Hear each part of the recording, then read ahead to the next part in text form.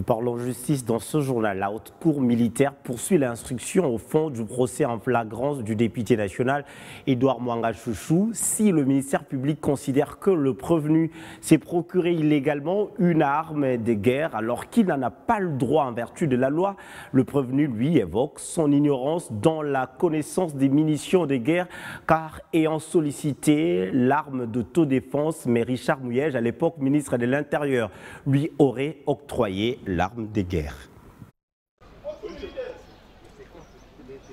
C'est au cours de cette audience du vendredi 2 juin qu'Edouard Mwanga Chouchou découvre devant le juge de la haute cour militaire qu'il détenait illégalement l'arme de guerre, sans en détenir un permis ni encore une ordonnance spéciale du chef de l'État telle qu'exige la loi. Pour lui, c'était l'arme d'autodéfense qu'il avait sollicitée.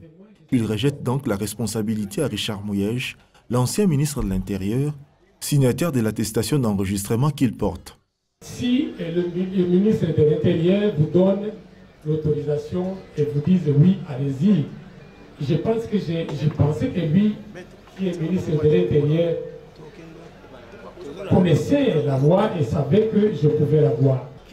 Une signature qui fait semer des doutes dans le chef de certains juges.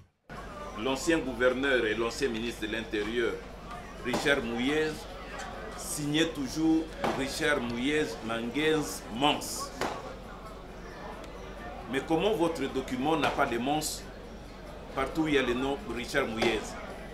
Et autant vous dire, après votre réponse, la haute cour militaire pourra se réserver le droit de requérir le ministre de l'Intérieur pour avoir des documents de 2014 signés par le gouverneur Mouyej pour voir si réellement il signait simplement Richard Mouyej Manguez et non Mans. La défense estime que leur client n'est pas responsable des errements de l'administration du ministère de l'Intérieur. Elle sollicite de la Cour de s'imprégner auprès du service habilité ayant délivré cette arme. Il a sollicité une arme d'autodéfense. Et c'est bien une arme d'autodéfense qui lui a été donnée. Nous venons ici, on découvre que les agents, des techniciens du ministère de l'Intérieur qui devaient lui donner une arme d'autodéfense, lui ont donné une arme de guerre. Alors maintenant, il reste à savoir, lorsque le ministère de l'Intérieur viendra pour répondre de son arme, ils doivent nous dire pourquoi on leur a demandé une arme d'autodéfense et ils lui ont donné une arme de guerre. Puisqu'il ne peut pas être comptable des errements de l'administration. La République s'inscrit en doute contre l'argumentaire de la partie défenderesse. Il souhaite même la comparution de l'ancien ministre de l'Intérieur, Richard Mouyej. Dès lors que la partie prévenue qui détiendrait une autorisation de port d'armes de guerre n'arrive pas à identifier les services précis devant lesquels il a comparu pour obtenir l'arme, là, la République considère que la partie est passée aux aveux.